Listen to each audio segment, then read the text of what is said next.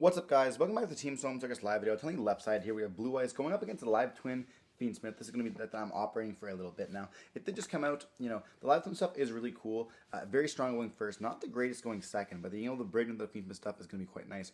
We are going to be seeing here live twin going to be going first in the winning the die roll, and we're going to start off with a copy of Engraver. So the reason why we're starting off with Engraver here is because if we do lean into the Fiendsmith package first, we can actually set up a copy of Caesar or Desiree prior to going into any of the live twin stuff. We do see Ash being dropped on that Engraver there, and then we are going to go for the activation of Sunny Snitch. They're going to purge that there, making it so that we do not get that additional add as well. But we do have a normal summon of a Frost. This is going to be one of the better ones to normal summon because it is going to be able to be linked away into the Kissy Kill deal here, which is going to be the full combo. If it was a blue, we wouldn't have been able to go full combo. Maybe we are going to be seeing the blue being a link one at some point, and then a sender in the graveyard for the pink as well. But I feel that would be a little bit too busted there. So we're going to be seeing this be able to make the link one, dumping the blue, and then we're going to be able to bring it back out. And then we can link away into the Kissy Kill pink, and we're going to go up to the blue. Blue's going to have 50 effects, bringing back the pink. They're going to have 50 effect links, having an additional draw here.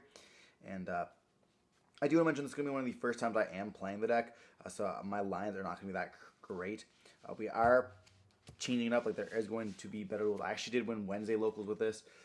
This was not Wednesday locals. This was the first time I was playing it, so there is a link we can make for like we can make a bow here, or first off we make like the link other one there, and then we go into a bow so we can bring it back out. But we do go for Engraver, putting back the deal, summoning out the Engraver, and then we go up into the Requiem, and then Requiem we go into the Lacrima here, and then Lacrima's going to dump the Paradise because we already have used the Engraver in the graveyard, alongside having the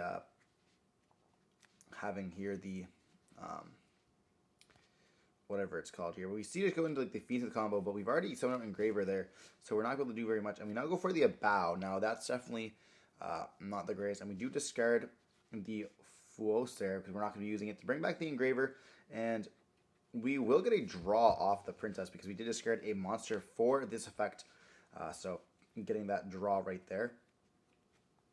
Now, if we would have linked away for the other link 4 first, we could just attribute it, summon it back out, both of them there. We would have been able to bring out the bow that way. We can bring that out with a bow, I should say, during the follow-up turn. It just makes it so that we get the pop and the draw rather than having to wait for both of them, which is kind of important. But we do go for the Caesar there, and then we get someone back out the bow, and we just pass turn on this. So we have the Desiree set up as well as the Desiree Sen set up, or the Engraver.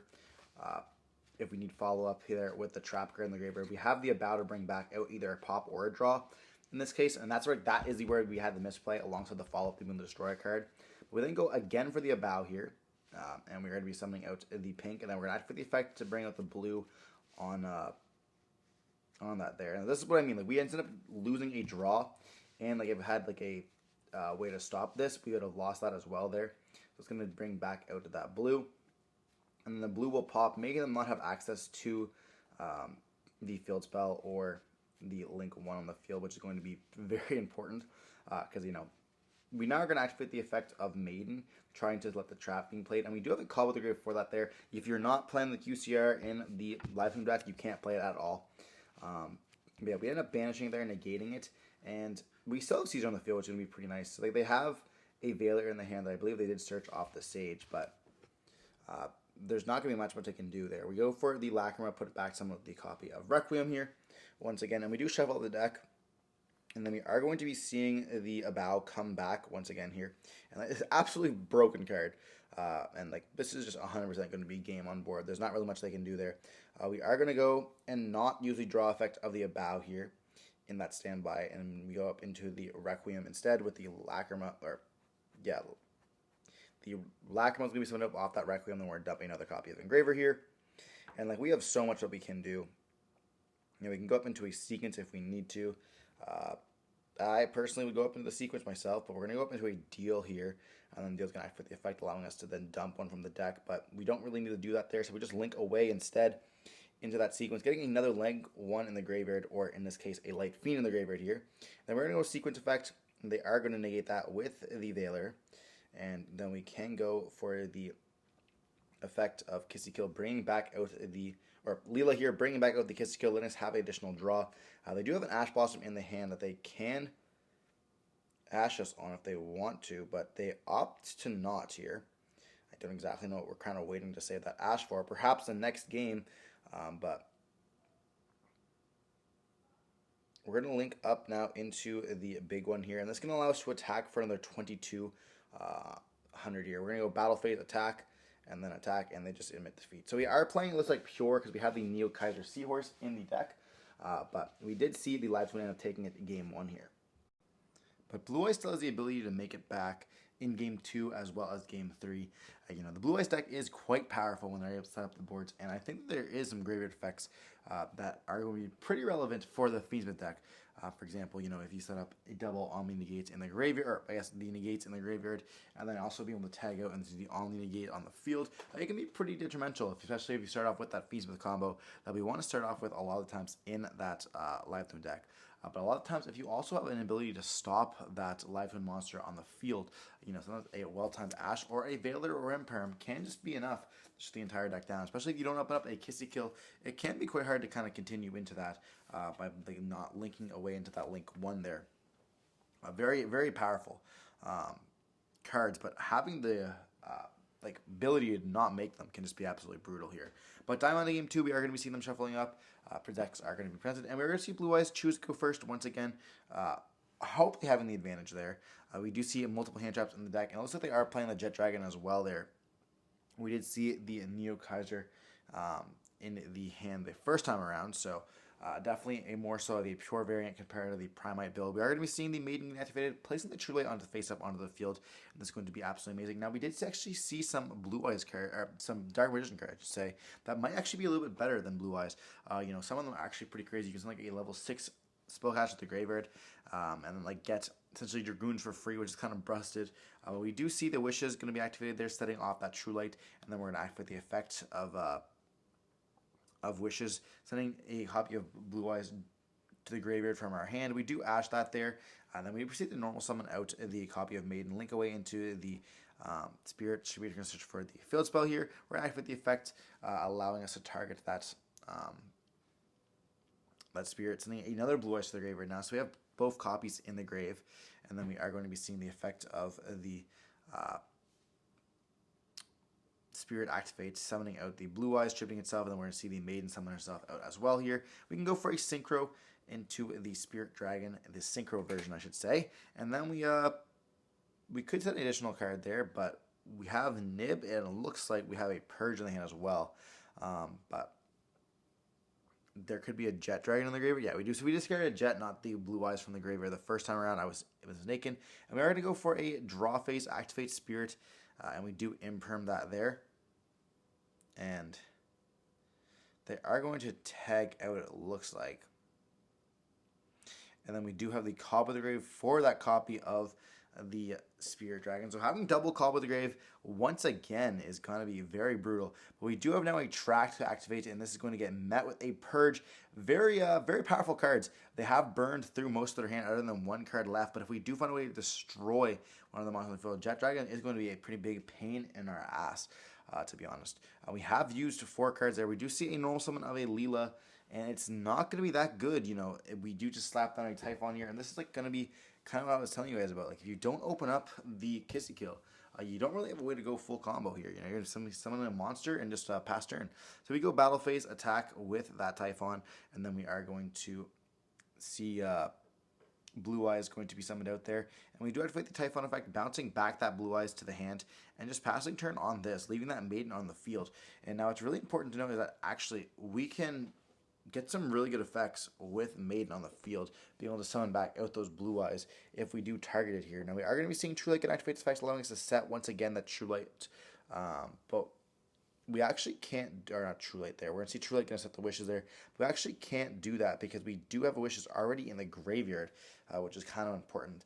But we do let that resolve, unfortunately. Now, it is important that we mention that we can't do that there. They would have to have a different one. They could have banished it when they had Blue Eyes on the field to be able to equip the fusion monster, but we could have played around it there. It didn't make that much of a difference. I guess we could have then protected the Imperm as well if we would have played correctly, by sending the Tyrant or I guess whatever dragon to the graveyard to kind of protect that there. But it is a bit of a misplay on our parts. Kind of allowing both of them to resolve incorrectly. We do see a search for the ultimate fusion as well. And then we do notice one of the Sage, activating the fact letting a search for a Veiler. We're going to go into the Spirit Dragon now, and we can go for the Spirit Dragon activation, targeting the Maiden there, and then it's going to let us bring back out multiple Blue Eyes. But instead, we're going to go for the effect of the Field Spell, targeting the Blue Eyes there, or targeting the Maiden to summon out the Blue Eyes in the graveyard, or whatever. Dump the Blue Eyes, and then we're going to be seeing Maiden's effect can activate or whatever. But now we have Veiler and Nib in the hand, and then the Fusion as well. So we are in a pretty bad spot, to be honest. And they do say, oh, I forgot to activate the Maiden effect. I was like, oh, you can do that. It does not make a difference to me. But they just choose not to here because I said they want to make the mistakes, which I understand. I feel the exact same way a lot of the times if I do make a mistake. I want to make sure if I lose the game, I lost it because of my own mistakes and not because of, my opponent take me back to play. So we do see them go up now. Wish is banished to summon out that, or to place the triple fusion to the graveyard, the Blue Eyes Ultimate Dragon. And it is because we are playing the Ultimate Fusion, which can shuffle back to make that copy of Magia here. But we do go into another Spirit Dragon. And yeah, the effect is negated due to the Cob of the Grave still for the rest of this turn. But do we have a way to kind of beat that Typhon is the question. We are going to be seeing the Blue Eyes Fusion spell going to be activated now. And they do take a second to read the Tyrant Dragon there.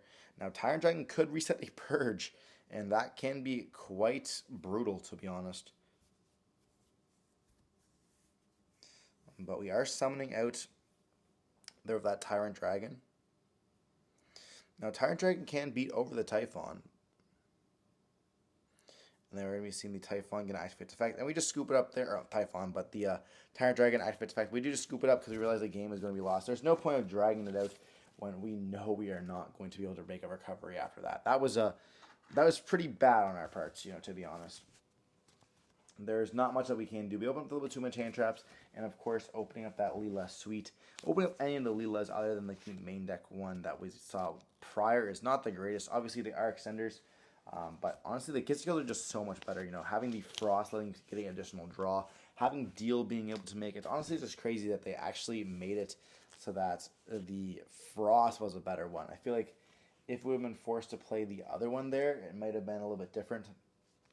But Diamond Game 3, we are going to be seeing Fiendsmith, Live Twin, being able to go first. Now, I do believe we have the advantage here, obviously, because of the simple fact that we have more hand traps, we have more engine pieces, and our engine and our end board is going to be absolutely just busted there. And Blue Eyes doesn't have the most potential, especially in pure, to break those boards. Obviously, Jet Dragon does do an amazing job, but it's kind of hard to beat that there. And to follow this up, we are going to be burning them slowly with the Sunny Stitch is going to be on the field because we do have that activation searching for the Kissy Kill, and then we're going to activate the effect. They do chain Ash Blossom to this. Now that is actually decent. It doesn't actually make that much of a difference here because we can go up into the Deal, and then we're going to be seeing Deal going to activate the effect, something for cost of the suite, and then now we are going to be able to draw every single time our opponent does interact with our cards there, and a draw one every single time they interact. If they have 2 hand traps, that can be absolutely just busted, especially if we can play through those hand traps there. We are going to be seeing this week and activate effect summing itself out, and I ultimately would just go into the Requiem here, to be honest. But instead we go for the Kissy Kill, and this is going to allow us to try to draw multiple cards. But we are going to see them not impermanent there. Maybe trying to, I don't want them to draw cards there. Then we go up into the Kissy, or the Leela here. Then Leela's going to actually have the effect of trying to bring back out that Kissy Kill. And we do chain the imperm on this now. And that's going to allow us to get that draw off of the Deal from the first time here.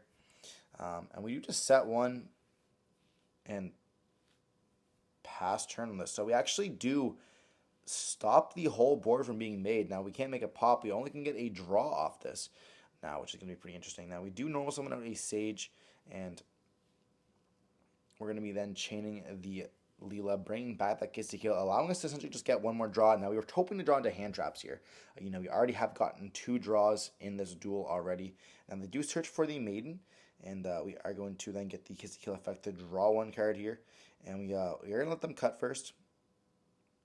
but we are going to be burning them as well for 200 life, which is kind of important. We do activate the maiden, but we have the collier for the third time here, and that's going to be absolutely crazy. Now, I do want to mention that this is going to be available in POV as well. I believe it's already up on the channel. So if you are enjoying this duel and you want to see the local experience of the actual duel there, without me commenting on it, just actually being on my forehead and kind of playing the duel out, seeing the field and the jokes that are going on from locals. It's a whole different experience. It is on the channel as well. I believe it is in the home tab. There is like a whole kind of like tab about it. I am kind of revamping up the channel. My life is pretty busy.